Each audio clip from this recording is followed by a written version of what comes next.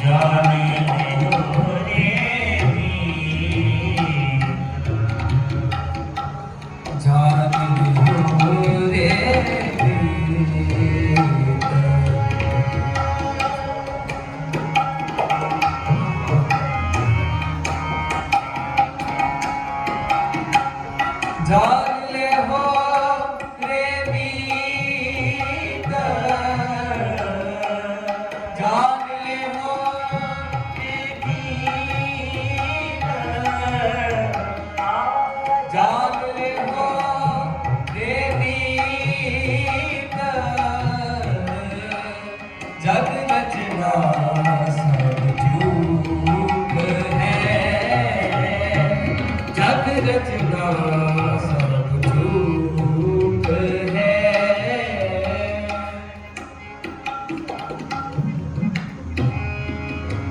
रचना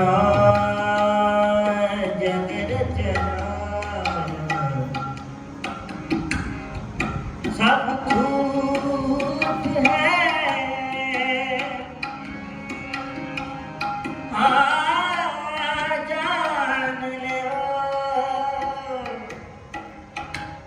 जान ले हो रे मीत जान ले हो रे मीत जान ले हो रे मीत कहना फिर ना रहे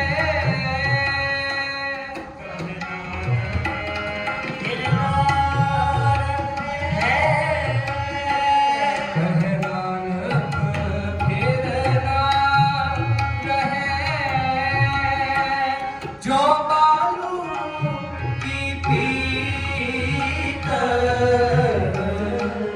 जो बालू की पीत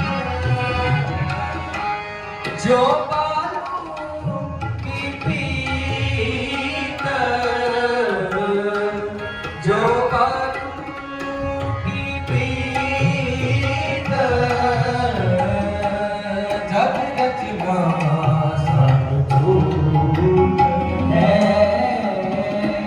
जग रचना सब झूठ है जग रचना सब झूठ है जान लो रे मीत जान ले हो रे मीत जान ले हो रे मीत जान ले हो रे मीत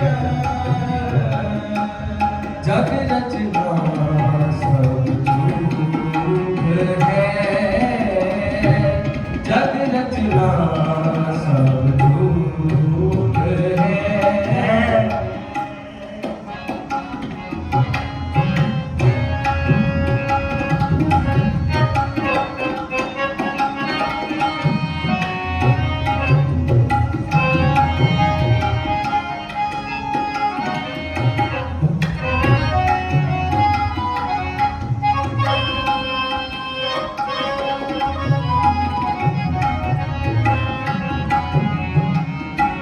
राम गयो रावण गयो रावण गयो राम गयो रावण गयो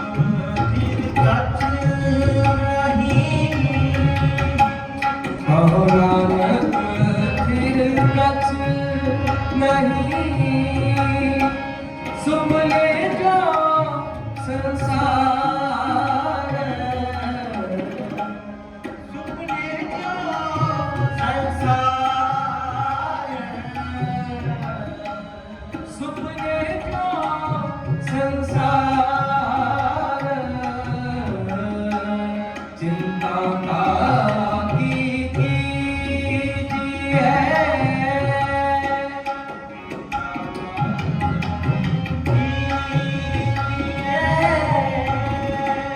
चिंता की कीजिए, जो अनहोनी होए, जो अनहोनी होए, हे भारत संसार को, हे भारत संसार को, नानक फिर नहीं कोई, नानक फिर नहीं कोई,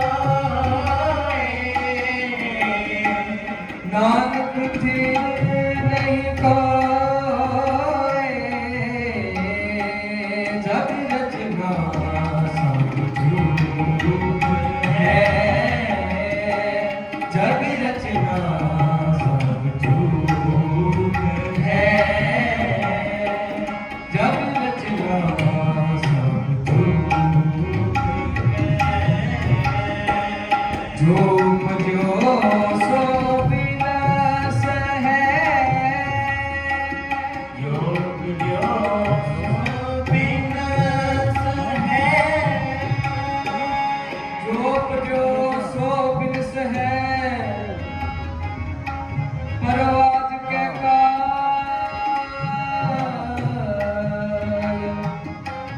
नानक हर गुण गाए ले, सार सगल जंजा,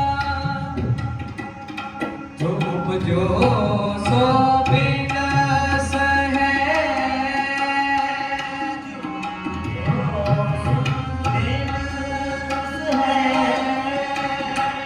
परवाज के काल,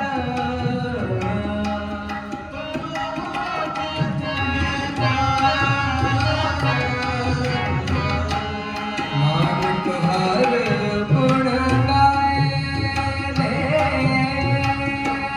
नानक हर गुण गाए ले, नानक हर गुण गाए, नानक हर गुण गाए, सार सगल जंजाल,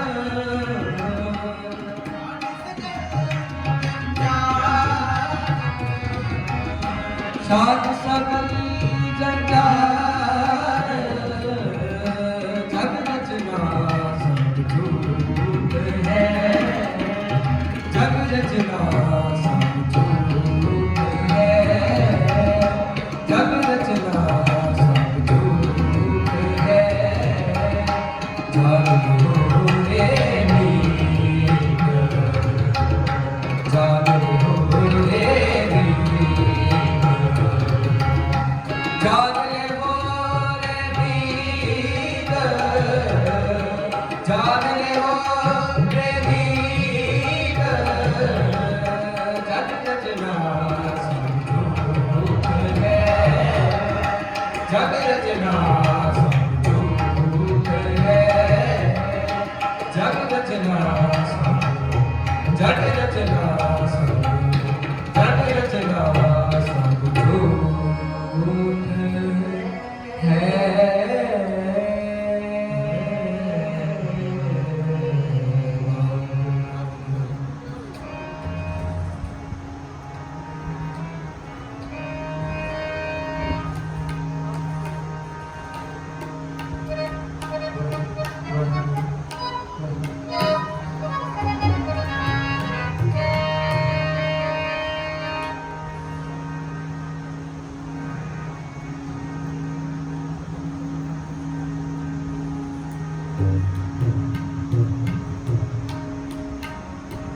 अब हम चले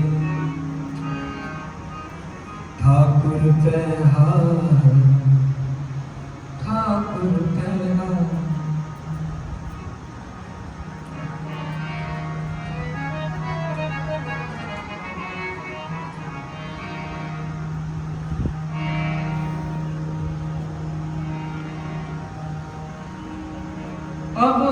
चली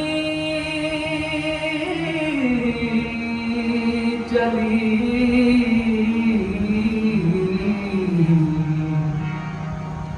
अब हम चली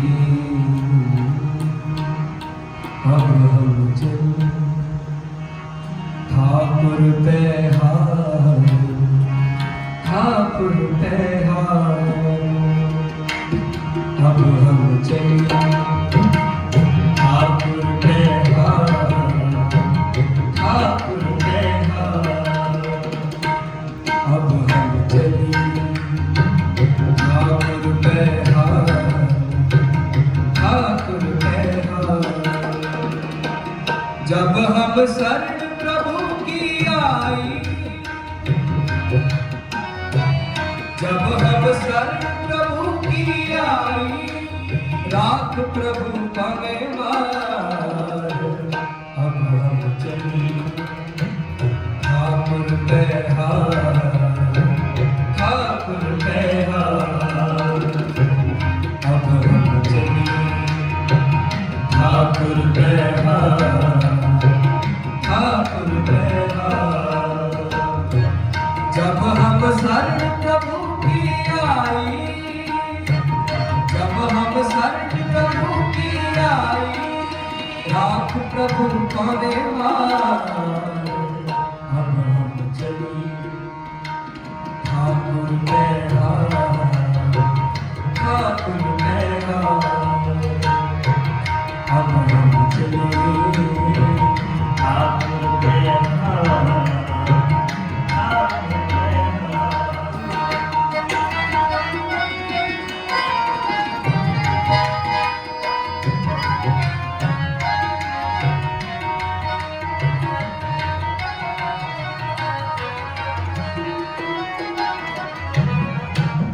लोकन की चतुराई उपमा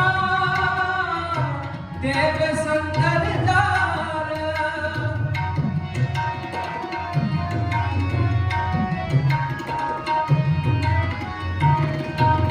लोकन की चतुराई उपमा देव शंकर दार कोई भला कहो हम बुरा तो हम तकदीरों में तार अब हम चली ठाकुर तेहार ठाकुर तेहार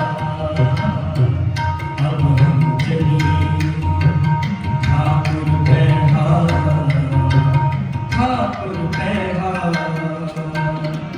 जब हम शरण प्रभु की आई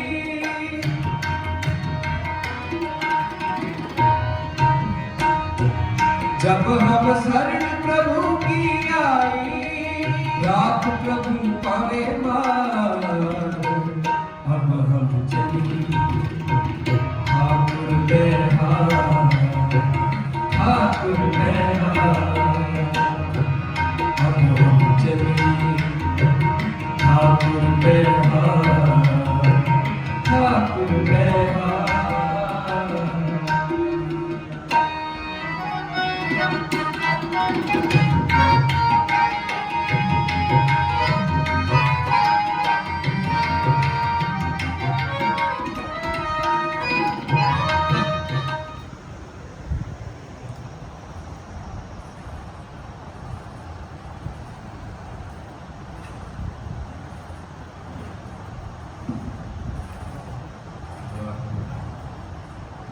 सतनाम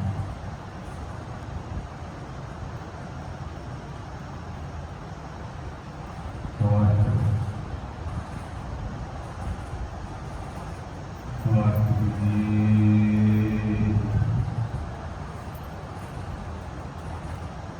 जो उपजो सो बिन सदै करो माग कैकार नानक हर गुण गाय ले चार सगर जंजाल आपे हर एक रंग है आपे बहुरंगी जो तिस पावै नानका साई गल चंगी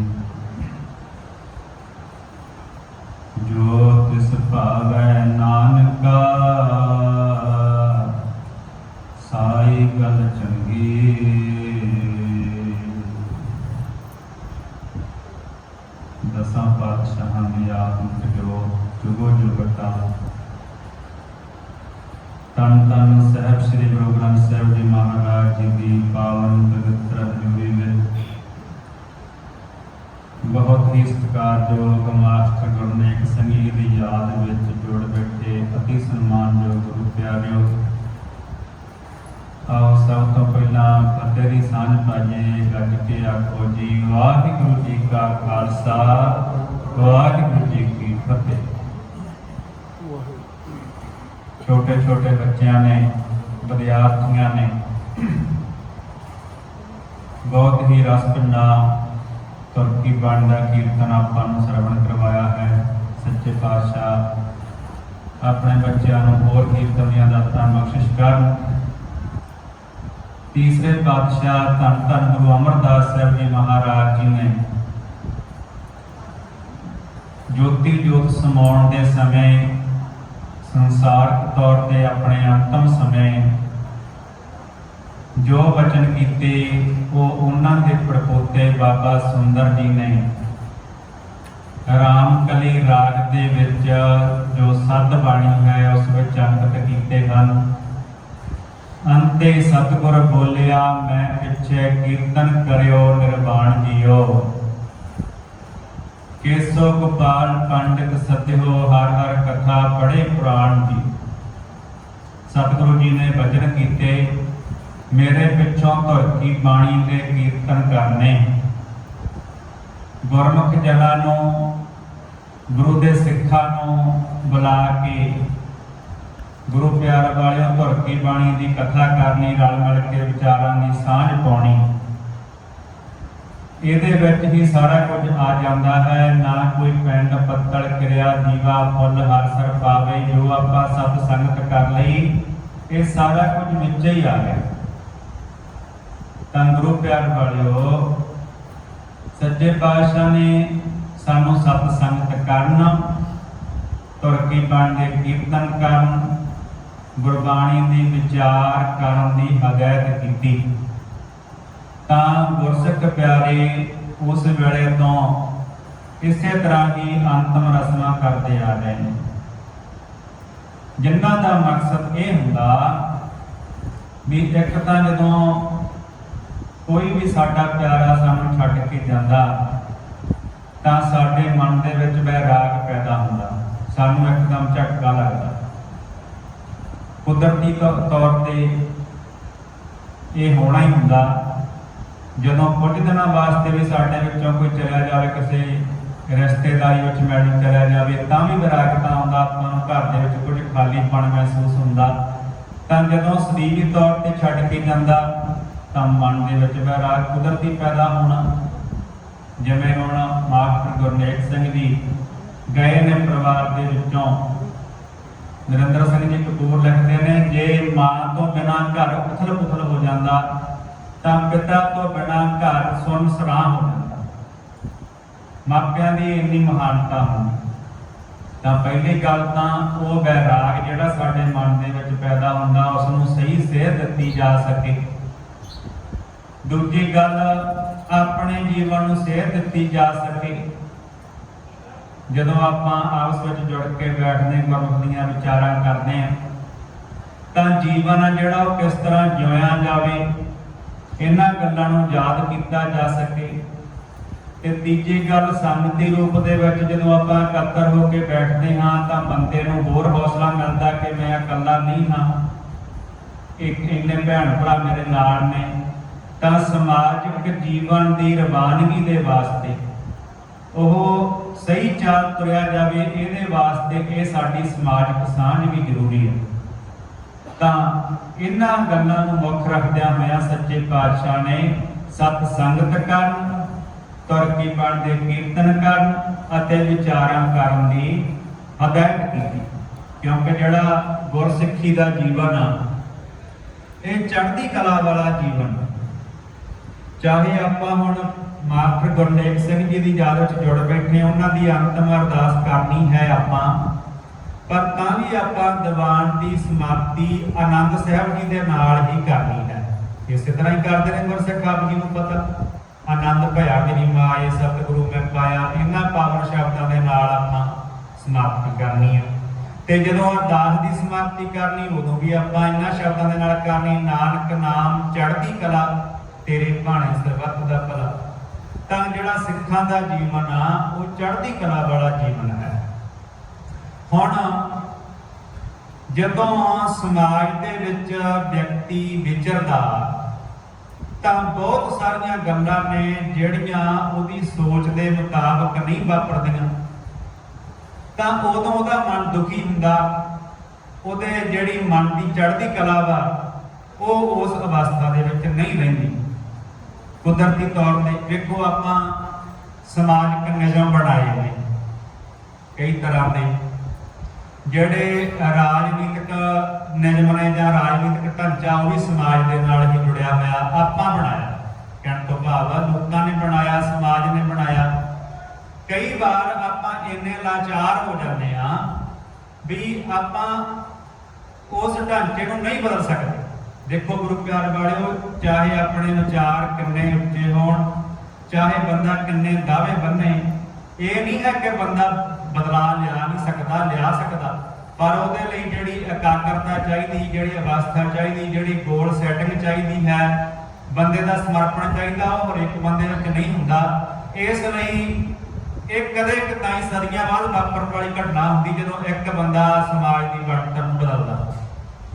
ਆਮ ਤੌਰ ਤੇ ਤਾਂ ਆਪਾਂ ਕਈ ਵਾਰ ਇੰਨੇ ਲਾਚਾਰ ਹੁੰਨੇ ਵੀ ਸਮਾਜ ਦੀ ਜਿਹੜੀ ਛੋਟੀ ਇਕਾਈ ਆ, ਸਭ ਤੋਂ ਛੋਟੀ ਇਕਾਈ ਪਰਿਵਾਰ ਆ, ਉਹ ਪਰਿਵਾਰ ਦੇ ਵਿੱਚ ਵੀ ਕਈ ਵਾਰ ਆਪਾਂ ਨੂੰ ਲੱਗਦਾ ਹੁੰਦਾ ਵੀ ਆਹ ਗੱਲ ਬਦਲਣ ਵਾਲੀ, ਪਰ ਆਪਾਂ ਨਹੀਂ ਬਦਲ ਪਾਉਂਦੇ। ਕਈ ਵਾਰ ਇਹੋ ਜਿਹੀਆਂ ਮਜਬੂਰੀਆਂ ਬਣ ਜਾਂਦੀਆਂ, ਖਾਸ ਤੌਰ ਤੇ ਕਈ ਵਾਰ ਬੀਬੀਆਂ ਦੀਆਂ ਮਜਬੂਰੀਆਂ ਬਣ ਜਾਂਦੀਆਂ, ਆਪਾਂ ਨੂੰ ਪਤਾ ਇਸ ਗੱਲ ਦਾ। ਸਭ ਤੋਂ ਛੋਟੀ ਇਕਾਈ ਜਿਹਦੇ ਵਿੱਚ ਕਈ ਵਾਰ ਦੇਖੋ ਗੱਲ ਫਿਰ ਉੱਥੇ ਆ ਜਾਂਦੀ ਜਦੋਂ ਸਾਰੇ ਸਮਰਪਿਤ ਹੋਣ, ਇਕਾਗਰਤਾ ਹੋਵੇ, ਕੋਈ ਨਿਸ਼ਾਨਾ ਮਿੱਥਿਆ ਹੋਵੇ, ਫਿਰ ਤਾਂ ਸਾਰਾ ਕੁਝ ਹੀ ਹੋ ਜਾਂਦਾ। ਪਰ ਆਪਾਂ ਜਨ ਸੁਧਾਰਨ ਦੀ ਗੱਲ ਕਰ ਰਹੇ ਹਾਂ ਤਾਂ ਫਿਰ ਵੱਡੀ ਇਕਾਈ ਸਮਾਜ, ਫਿਰ ਇੱਕ ਸਮਾਜ ਤੋਂ ਬਾਅਦ ਜਿਹੜੀ ਦੂਜੇ ਸਮਾਜਾਂ ਦੇ ਨਾਲ ਆਪਣੇ ਅੰਤਰ ਸਮਾਜ ਹੁੰਦੇ ਆ, ਸੰਸਾਰ ਪੱਧਰ ਤੇ ਜਿਹੜੀਆਂ ਗੱਲਾਂ ਵਾਪਰਦੀਆਂ ਨੇ, ਵੇਖੋ ਉਹ ਵੀ ਸਾਡੇ ਵੱਸ ਵਿੱਚ ਨਹੀਂ ਹੁੰਦੀਆਂ। ਤੇ ਜਿਹੜੀਆਂ ਇਹ ਵੇਖੋ ਇਹ ਸਾਰੀਆਂ ਗੱਲਾਂ ਆਪਾਂ ਬਣਾਈਆਂ ਹੋਈਆਂ ਨੇ, ਸਮਾਜ ਨੇ ਬਣਾਈਆਂ ਹੋਈਆਂ ਨੇ। ਕਈ ਵਾਰ ਆਪਾਂ ਉਹਨਾਂ ਨੂੰ ਵੀ ਬਦਲਣ ਦੇ ਸਮਰੱਥ ਨਹੀਂ ਹੁੰਦੇ। ਤੇ ਜਿਹੜੀਆਂ ਘਟਨਾਵਾਂ ਬ੍ਰਹਿਮੰਡਾਂ ਦੇ ਪੱਧਰ ਤੇ ਵਾਪਰ ਰਹੀਆਂ, ਕਰੋੜਾਂ ਬ੍ਰਹਿਮੰਡਾਂ ਦੇ ਪੱਧਰ ਤੇ, ਕਰੋੜ ਬ੍ਰਹਿਮੰਡ ਕੋ ਠਾਕਰ ਸੁਆਮੀ ਸਰਬਤਾਨ ਕੋ ਦਾਤਾ ਰੇ, ਪ੍ਰਤਪਾਲੈ ਨਿਤਸਾਰ ਸਮਾਲੈ ਇੱਕ ਗੁਣੀ ਮੂਰਖ ਜਾਤਾ ਰੇ। ਸੱਚੇ ਪਾਤਸ਼ਾਹ ਨੇ ਬਚਨ ਕੀਤੇ ਨੇ। ਉਹ ਜਿਹੜੀਆਂ ਬ੍ਰਹਿਮੰਡਾਂ ਦੇ ਪੱਧਰ ਤੇ ਵਾਪਰਨ ਵਾਲੀਆਂ ਘਟਨਾਵਾਂ ਨੇ, ਉਹਨਾਂ ਦੇ ਵਿੱਚ ਅਸੀਂ ਕਿਵੇਂ ਬਦਲਾਅ ਲਿਆ ਸਕਦੇ ਹਾਂ? ਜਿਹੜੀਆਂ ਸਾਡੇ ਵੱਸ ਦੇ ਵਿੱਚ ਆ, ਕਈ ਵਾਰ ਅਸੀਂ ਉੱਥੇ ਵੀ ਵਿਚਾਰ ਹੋ ਜਾਂਦੇ ਆ। ਤਾਂ ਸੱਚੇ ਪਾਤਸ਼ਾਹ ਨੇ ਬਚਨ ਕੀਤੇ, ਫਿਰ ਜਿਹੜੀ ਚੜ੍ਹਦੀ ਕਲਾ ਉਹ ਰਹੂਗੀ ਕਿਵੇਂ? ਜਿਹੜਾ ਜੇ ਤੇਰਾ ਹੱਥਾਂ ਟਕਰਾਈ ਹੁੰਦਾ ਰਿਹਾ, ਤੇਰੇ ਸੋਚ ਦੇ ਨਾਲ, ਤੇਰੇ ਵਿਚਾਰਾਂ ਦੇ ਨਾਲ ਸਾਹਮਣੇ ਹੱਥਾਂ ਟਕਰਾ ਹੁੰਦਾ ਰਿਹਾ, ਤੇ ਫਿਰ ਤੂੰ ਚੜ੍ਹਦੀ ਕਲਾ ਦੇ ਵਿੱਚ ਕਿਵੇਂ ਰਹੇਗਾ? ਤਾਂ ਗੁਰੂ ਮਹਾਰਾਜ ਜੀ ਨੇ ਸਾਨੂੰ ਇਹ ਸਮਝਾਇਆ ਹੈ ਕਿ ਭਾਈ ਜਿਹੜੀ ਚੀਜ਼ ਆਪਾਂ ਬਦਲ ਸਕਦੇ ਉਹਨੂੰ ਬਦਲੋ। ਸੱਚੇ ਪਾਤਸ਼ਾਹ ਨੇ ਆਪ ਵੀ ਬਦਲਿਆ। ਜਿਵੇਂ ਜੋ ਜਾਤ ਪਾਤ ਦੇ ਕੋਡ ਸੀ, ਜਾਂ ਕਿਰਤ ਦੀ ਵੰਡ ਦੇ ਸੰਬੰਧ ਵਿੱਚ, ਜਾਂ ਜੋ ਔਰਤਾਂ ਦਾ ਬਹੁਤ ਹੇਠਲਾ ਦਰਜਾ ਸੀ, ਉਹਨਾਂ ਸਾਰਿਆਂ ਦੇ ਸੰਬੰਧ ਵਿੱਚ ਸੱਚੇ ਪਾਤਸ਼ਾਹ ਨੇ ਸਮੇਂ-ਸਮੇਂ ਬਹੁਤ ਕੁਝ ਸਮਾਜ ਦੇ ਵਿੱਚ ਪ੍ਰਚਾਰ ਕੀਤਾ, ਉਸ ਚੀਜ਼ ਨੂੰ ਬਦਲਣ ਦਾ ਯਤਨ ਕੀਤਾ, ਬਦਲਿਆ ਵੀ, ਜ਼ੁਲਮ ਨੂੰ ਵੀ ਠੱਲ ਪਾਈ। ਤੇ ਜਿਹੜੀ ਚੀਜ਼ ਨੂੰ ਆਪਾਂ ਨਹੀਂ ਬਦਲ ਸਕਦੇ ਉਹਦੇ ਪ੍ਰਤੀ ਆਪਣਾ ਨਜ਼ਰੀਆ ਬਦਲੋ, ਕਿਉਂਕਿ ਨਜ਼ਰੀਆ ਤਾਂ ਸਾਡੇ ਵੱਸ ਵਿੱਚ ਆ ਨਾ।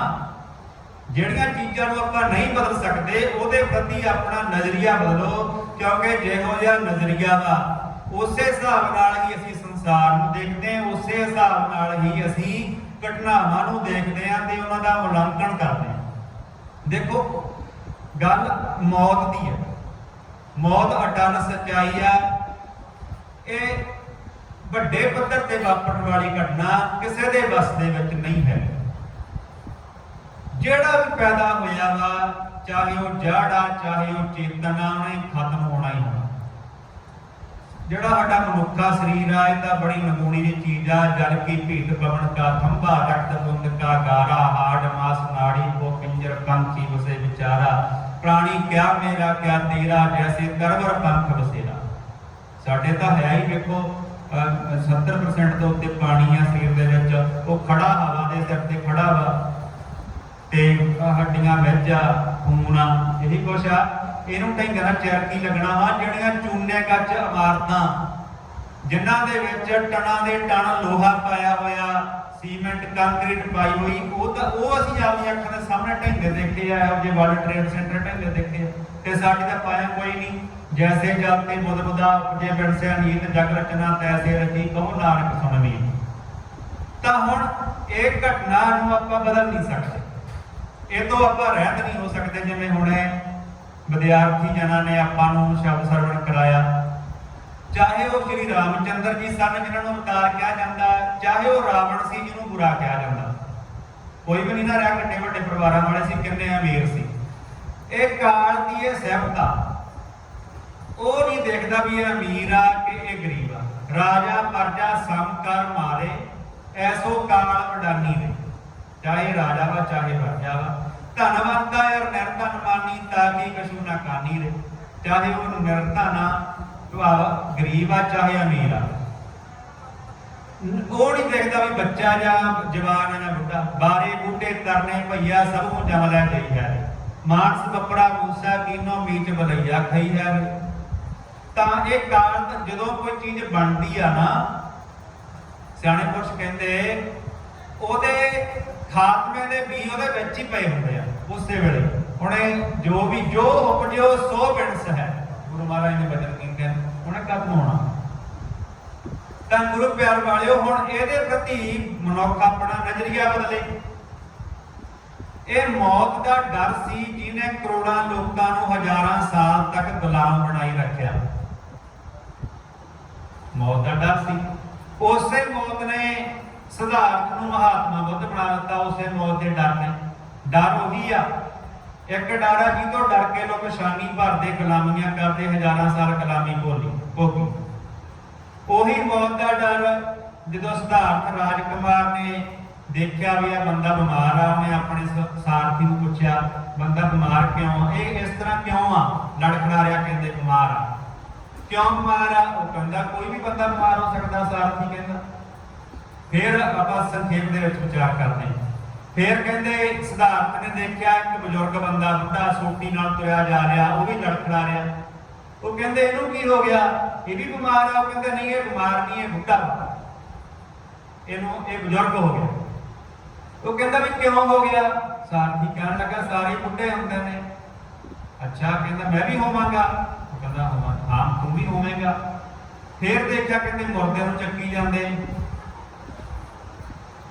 रोंदे जांदे। उन्हें फिर पूछया अपने सारथी नूं, क्योंकि सिद्धार्थ राजकुमार नूं बहुत लंबा समा मापिया ने महिला चों बाहर नहीं सी जाण दिता। उन्होंने बचपन दे विच ही देख लिया सी भी ये बंदा इमोशनल आ, जज्बाती आ, ਇਹਨੂੰ ਆਪਾਂ ਕੋਈ ਉਹੋ ਜਿਹੀ ਚੀਜ਼ ਦੇਖਣ ਨਹੀਂ ਦੇਣੀ। ਕਹਿੰਦੇ ਜਿਹੜੇ ਬਾਗ ਦੇ ਵਿੱਚ ਉਹਨੂੰ ਘਮਾਉਂਦੇ ਸੀ ਉੱਥੇ ਸੁੱਕਾ ਪੱਤਾ ਵੀ ਕੋਈ ਰਹਿਣ ਨਹੀਂ ਸੀ ਦਿੰਦੇ, ਜਜ਼ਬਾਤੀ ਸੀ ਸਿਧਾਰਥ। ਤਾਂ ਫਿਰ ਉਹ ਕਹਿੰਦਾ ਵੀ ਇਹ ਆਪਾਂ ਵੀ ਇੱਕ ਦਿਨ ਮਰਾਂਗੇ। ਉਹ ਕਹਿੰਦਾ ਬਿਲਕੁਲ ਮਰਾਂਗੇ। ਉਹ ਇੰਨਾ ਭੈ ਖਾਦਾ, ਉਹ ਇੰਨਾ ਵਿਰਾਗ ਮਨ ਦੇ ਵਿੱਚ ਪੈਦਾ ਹੋਇਆ। ਸਿਧਾਰਥ ਨੇ ਸੱਚ ਦੀ ਖੋਜ ਕੀਤੀ, ਜ਼ਿੰਦਗੀ ਦੇ ਫਲਸਫੇ ਨੂੰ ਸਮਝਿਆ ਤੇ ਮਹਾਤਮਾ ਬੁੱਧ ਬਣ ਗਏ। ਉਹੀ ਮੌਤ ਜਿਹਦਾ ਡਰ ਗੁਲਾਮ ਬਣਾਉਂਦਾ ਲੋਕਾਂ ਨੂੰ, ਸਿਧਾਰਥ ਨੂੰ ਉਹਨੇ ਮਹਾਤਮਾ ਬੁੱਧ ਬਣਾਤਾ। ਉਸੇ ਡਰ ਨੇ ਬੂੜੇ ਨੂੰ ਬਾਬਾ ਬੁੱਢਾ ਜੀ ਬਣਾਤਾ। ਜਦੋਂ ਬਾਬਾ ਬੁੱਢਾ ਜੀ ਆਪਣੇ ਬਚਪਨ ਦੇ ਵਿੱਚ ਗੁਰੂ ਨਾਨਕ ਸਾਹਿਬ ਜੀ ਮਹਾਰਾਜ ਜੀ ਨੂੰ ਮਿਲੇ ਨੇ, ਦੁੱਧ ਦਾ ਕਟੋਰਾ ਭੇਟ ਕੀਤਾ, ਪਸ਼ੂ ਚਾਰ ਰਹੇ ਸੀ। ਤਾਂ ਗੁਰੂ ਨਾਨਕ ਸਾਹਿਬ ਜੀ ਨੇ ਪੁੱਛਿਆ ਵੀ ਬੇਟਾ ਬੜੇ ਪ੍ਰਸੰਨ ਹੋਏ ਆ, ਤੂੰ ਸਾਨੂੰ ਦੁੱਧ ਛਕਾਇਆ, ਤੇਰੀ ਉਮਰ ਬੜੀ ਛੋਟੀ, ਤੇਰੇ ਮਨ ਦੇ ਵਿੱਚ ਭਾਵਨਾ ਬੜੀ ਆ, ਤੇ ਦੱਸ ਕੀ ਚਾਹੀਦਾ ਤੈਨੂੰ? ਤੇ ਬੁੱਢਾ ਕਹਿਣ ਲੱਗਾ ਮਹਾਰਾਜ ਮੈਨੂੰ ਮੌਤ ਤੋਂ ਬੜਾ ਡਰ ਲੱਗਦਾ।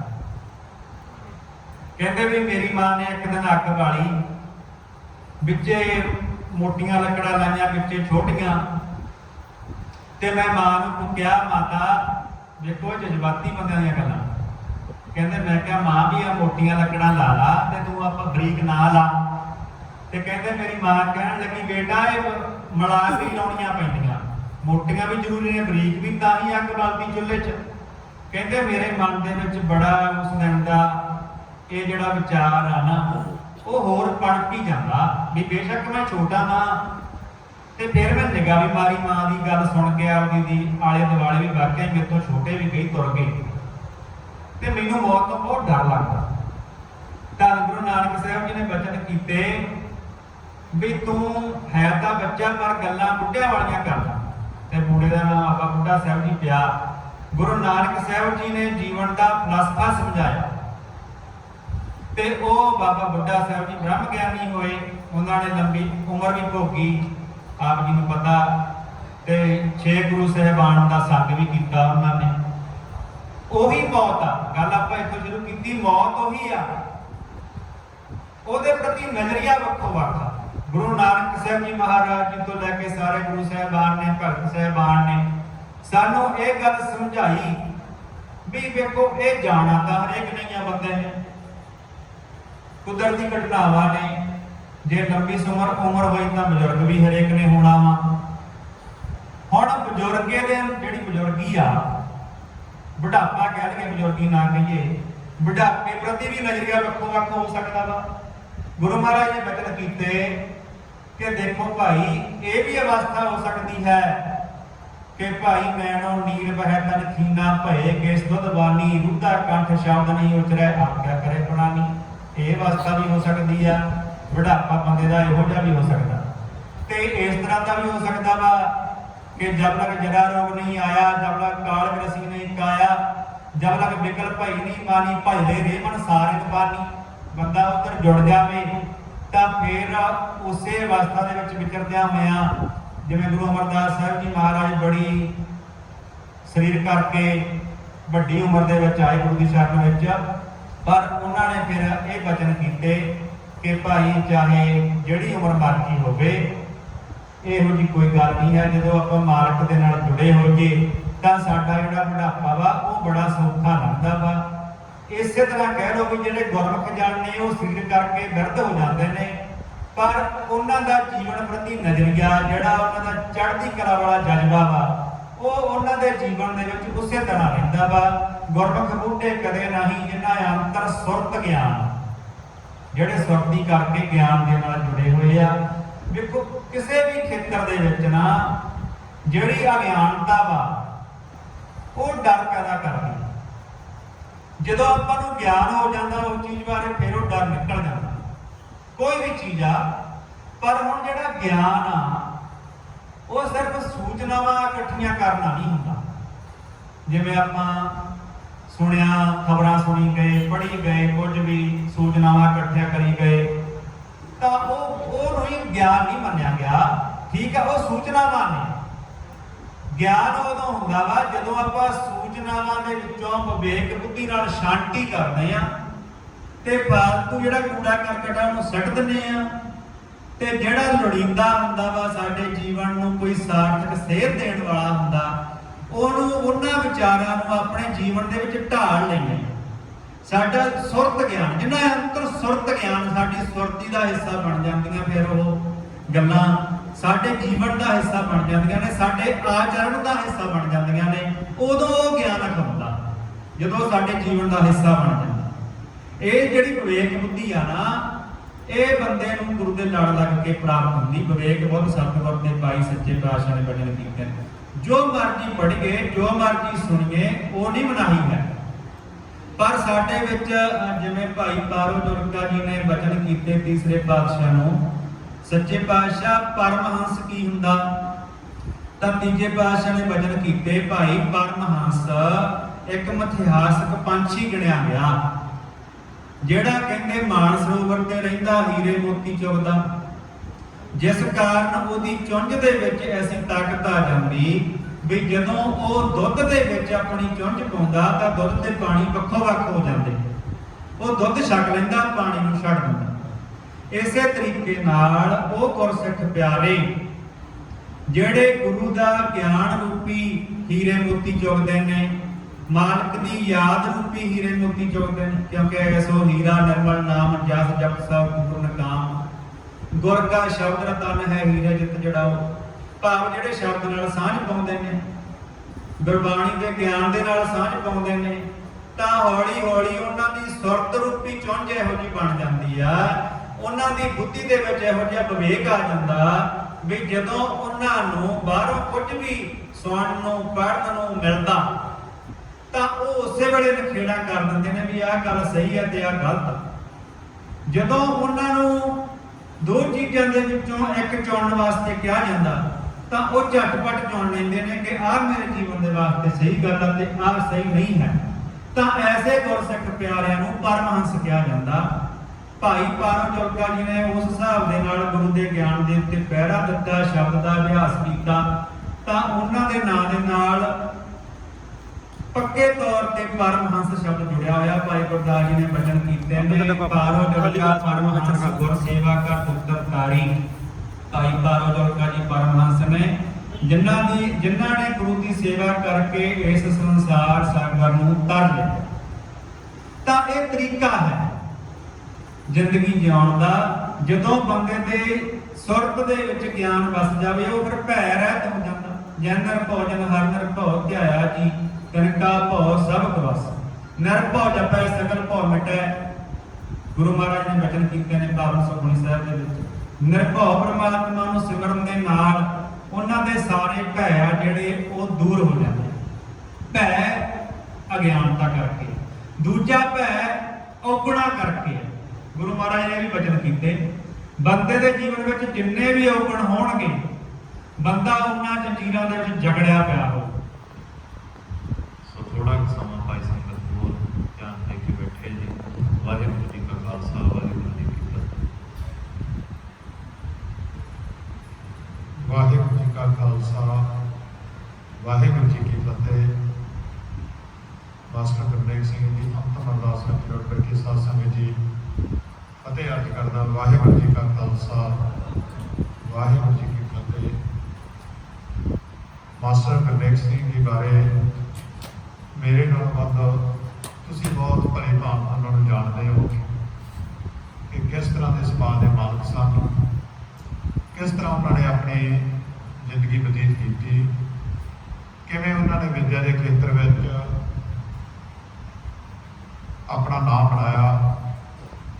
ਸੋ ਕਿਉਂਕਿ ਮੇਰਾ ਇਸ ਪਰਿਵਾਰ ਨਾਲ ਬਹੁਤ ਥੋੜੇ ਸਮੇਂ ਤੋਂ ਹੀ ਜ਼ਿਆਦਾ ਹੋਣ ਜਾਣੀ ਹੈ।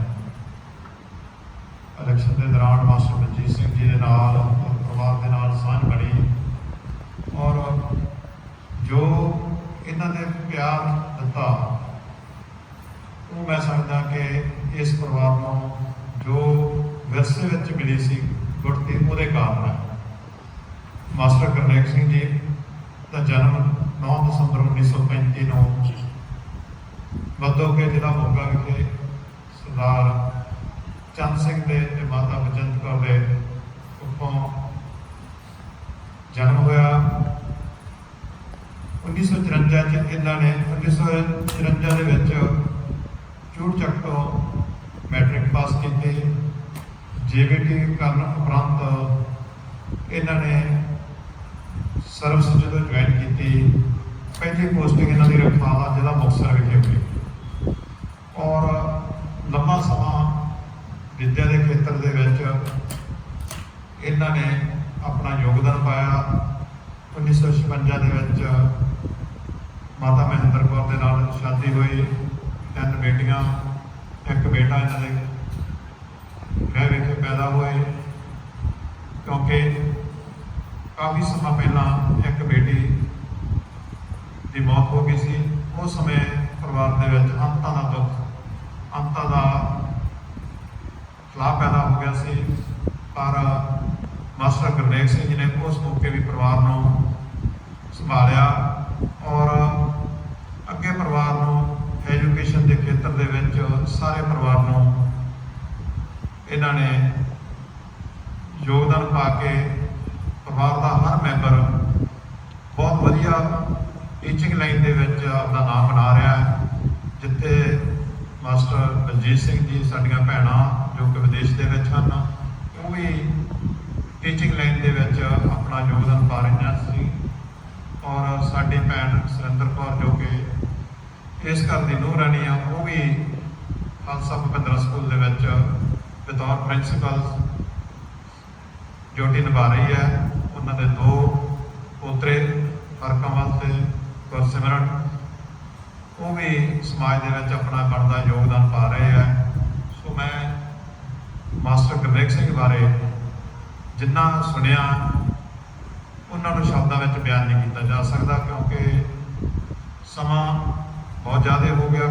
कोविड दियां सरकार दियां हदायतां होने करके असीं नहीं चाहते कि कोई इदां दी घटना फिर वापरे जिहदे करके कोई ब्लेम किसी ते सरकारी तौर पर आवे। सो इस करके हदायतां की पालना करते हुए इन्हूं प्रोग्राम नूं सीमित करते हुए सब तो पहले मैं बेनती करदा प्रिंसीपल सरजीत सिंह जी वो आके अपने शरधा के फल भेंट कर मास्टर गुरनेक सिंह जी को।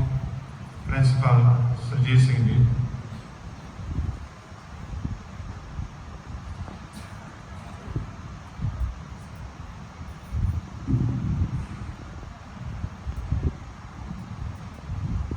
गुरु ग्रंथ साहब जी की पावन गोद में जुड़ बैठी सत संगत जी, वाहिगुरू जी का खालसा वाहिगुरू जी की फतेह। अंतां दे मोह वाले इंसान जदों इस धरती तो चले जाते हैं फिर सानू उन्हां दीयां यादां बार-बार आउंदियां। सरदार गुरनेक सिंह बारे छोटे वीर हरजिंदर सिंह जी ने विस्तार नाल दस दिया। मैं एक प्यारी याद तुहाडे नाल उन्हां दी साझी करनी चाहुंदा। मेरा सरदार बलजीत सिंह होना नाल साडी कुड़ी प्रिंसीपल सुरिंदर कौर जी अंतां दा मेरा मोह ते प्यार इस परिवार दा। मैं एक बार उन्होंने कह बैठा कदे बैठा कि भाई जी मैं उर्दू सीखना चाहना, कदे कदे प्रॉब्लम आ जाती है। तो मैनू याद आ कि इस तरह के शब्द मेरे तीजी च पढ़ाते हुए अध्यापक ने मैनू कहे थे कि सरजीत डॉक्टरां तो तेरे लिए किहड़ी समस्या, तेरा अपना घर है, जो मर्जी आ जा, जिन्ना चर मेरे च साह वगते हैं मैं तेनों परपक्ष कर। पर वो समय ही नहीं साडा बन सकिया। कोरोना ने करके असी परहेज करते रहे भी भाई जी तुसीं पहला ये समा लंघ लैण दिओ फिर दस दिओ। फिर भी वो कहते नहीं कि एक कायदा लै ला, तू माड़ा मोटा घरे पढ़ता रहा, फिर मैथों जिथे लोड़ पई कुछ। जिंदगी जिउण दा चच जे सिखाउंदा ते 2 ही महान शख्सियतां सिखाउंदियां ने। एक माँ जिहड़ी उंगल फड़ के तुरना दसदी है, तोतले बोलण नूं जवान दिंदी है, ते दूजा अध्यापक जिहड़ा उन्हां तोतले बोलां तो अगले पड़ाव विच सानूं दाखल करदा। जिहड़े मापियां दे सुपने हुंदे आ वो अध्यापक ने साकार करने हुंदे ने। इन्हां दे पढ़ाए हुए विद्यार्थी ਵੱਖ-ਵੱਖ ਭਾਗਾਂ ਦੇ ਵਿੱਚ बड़े ਉੱਚੇ ਹੋ ਜਾਂਦੇ ਆ। ਜਦੋਂ ਕਦੇ ਸਾਡੇ ਨਾਲ ਬੈਠ ਕੇ ਗੱਲਾਂ ਕਰਦੇ ਸੀ ਤੇ ਸਾਨੂੰ ਐਂ ਲੱਗਦਾ ਸੀਗਾ ਕਿ ਇੱਕ ਮਹਾਨ ਸ਼ਖਸੀਅਤ ਸਾਨੂੰ ਉਪਦੇਸ਼ ਦੇ ਰਹੀ ਹੈ, ਜ਼ਿੰਦਗੀ ਜਿਉਣ ਦਾ ਚੱਜ ਸਿਖਾ ਰਹੀ ਹੈ। ਤਾਂ ਅਸੀਂ ਬਹੁਤ ਵਾਰੀ ਗੱਲਾਂ ਕਰਨੀਆਂ ਕਿ ਐਜੂਕੇਸ਼ਨ ਦਾ ਹੁਣ ਇਹੋ ਜਿਹਾ ਹਾਲ ਹੋ ਗਿਆ ਬਾਈ ਜੀ। ਉਹ ਕਹਿੰਦਾ ਸੀ ਕਿ ਇਹ ਅਜੇ ਦੇਖੋਗੇ ਤੁਸੀਂ ਕਿ ਇਸ ਤੋਂ ਅੱਗੇ ਵੀ ਹੋਰ ਇਸ ਤੋਂ ਮਾੜਾ ਹੋਣਾ, ਤੇ ਸਾਨੂੰ ਚਿੰਤਾ ਲੱਗਦੀ। पर फिर भी एक गल बड़े सबर ते संतोख नाल कहते थे कि कोई गल नहीं, ये समा भी बीत जूगा। तुसीं बच्चों के गुरु हाँ, तुसीं बच्चों के मापे बनना, ये बच्चे तुहाडे बच्चे ने। तुसीं अपने सिदक नाल सबर नाल सिरड़ नाल इन्हां नूं पढ़ाओ ते इन्हां ने ही तुहाडे नाम जी कर। एवें काफला कास का मान करदा दौलत बिच जमीन दे पड़ी रहनी, 4 दिन तो उठ के सैर कर ला बगी बिच तबेलियां खड़ी रहनी। जदों आण जमदूत ने पाई घेरी जिंद संघ दे विच नाली, जदों मौत दा दस्त पंजा बजदा फिर ਕਿਸੇ ਦੀ ਕੋਈ ਬਾਹ ਨਹੀਂ ਜਾਂਦੀ। ਇਸ ਧਰਤੀ ਤੋਂ ਮਨੁੱਖ ਨੂੰ ਜਾਣਾ ਪੈਂਦਾ। ਮੌਤ ਦੀ ਕਚਹਿਰੀ ਵਿੱਚ ਨਾ ਕੋਈ ਅਪੀਲ ਸੁਣੀ ਜਾਂਦੀ ਹੈ, ਨਾ ਕੋਈ ਦਲੀਲ ਸੁਣੀ ਜਾਂਦੀ ਹੈ, ਨਾ ਉਮਰ ਦਾ ਤਕਾਜ਼ਾ ਦੇਖਿਆ ਜਾਂਦਾ। ਇਸ ਧਰਤੀ ਤੋਂ ਜਦੋਂ ਅੰਨ ਪਾਣੀ ਖਤਮ ਹੋ ਜਾਂਦਾ ਤਾਂ ਦੁਨੀਆ ਜਾਣਾ। ਕਬੀਰ ਬਾਣੀ ਵਿੱਚ ਆਉਂਦਾ ਕਿ ਕਬੀਰ ਜਿਸ ਮਰਨੇ ਤੇ ਜਗ ਡਰੇ, ਮੇਰੇ ਮਨ ਆਨੰਦ ਮਰਨੇ ਜੀਤੇ ਪਾਈਏ ਕੋਟ ਮਰਨਾ। ਇਸ ਤਰ੍ਹਾਂ ਦੀ ਮਹਾਨ ਸ਼ਖਸੀਅਤ ਵਾਲੇ ਸਾਨੂੰ ਹੀ ਇਕੱਲੇ ਪਰਿਵਾਰ ਨੂੰ ਨਹੀਂ ਇਕੱਲਾ ਉਸ ਦਾ ਬਗੋਚਾ ਹੋਇਆ, ਜਿਹੜੇ ਇਸ ਪਰਿਵਾਰ ਨਾਲ ਜੁੜੇ ਹੋਏ ਸੀ। ਖਾਸ ਕਰਕੇ ਅਸੀਂ ਸਾਂਝੇ ਫਾਰਮ ਦੇ ਉੱਤੇ ਇਕੱਠੇ ਹੁੰਦੇ ਸੀ ਤਾਂ ਬਾਈ ਜੀ ਅਕਸਰ ਕਦੇ ਨਾ ਕਦੇ ਉੱਥੇ 10 ਦਿਨਾਂ ਬਾਅਦ 15 ਦਿਨਾਂ ਬਾਅਦ ਆ ਜਾਂਦੇ ਸੀ ਤੇ ਉਸ ਦਿਨ ਅਸੀਂ ਕੋਈ ਗੱਲ ਨਹੀਂ ਸੀ ਕਰਦੇ, ਅਸੀਂ ਉਹਨਾਂ ਦੀਆਂ ਗੱਲਾਂ ਹੀ ਸੁਣਦੇ ਸੀ। ਹੁਣ ਵੀ ਸਾਨੂੰ ਉਹਨਾਂ ਦੀਆਂ ਗੱਲਾਂ ਯਾਦ ਆਉਂਦੀਆਂ ਨੇ। ਬਾਈ ਜੀ ਦੀ ਡੈਥ ਤੋਂ ਬਾਅਦ ਵੀ ਅਸੀਂ ਇੱਕ ਦਿਨ ਉੱਤੇ ਇਕੱਠੇ ਹੋ ਕੇ ਬੈਠੇ, ਅਸੀਂ ਇਹ ਕਹਿ ਕੇ ਹੁਣ ਬਾਈ ਤੋਂ ਬਿਨਾਂ ਆਹ ਕਾਰਨਰ ਆ ਜਿਹੜਾ ਸਾਡੇ ਬੈਂਚ ਦਾ ਇਹ ਖਾਲੀ ਹੋ ਗਿਆ, ਕਿਉਂਕਿ ਦੁਨੀਆ ਜਿਹੜਾ ਇਸ ਧਰਤੀ ਤੇ ਆਇਆ ਉਹਨੇ ਇੱਕ ਨਾ ਇੱਕ ਦਿਨ ਚਲੇ ਜਾਣਾ। 85 ਸਾਲ ਦੀ ਉਮਰ ਹੋ ਕੇ ਬਾਈ ਜੀ ਇੱਕ ਏਡੇ ਵੱਡੇ ਪਰਿਵਾਰ ਦੇ ਵਿੱਚ ਚਲੇ ਗਏ ਨੇ।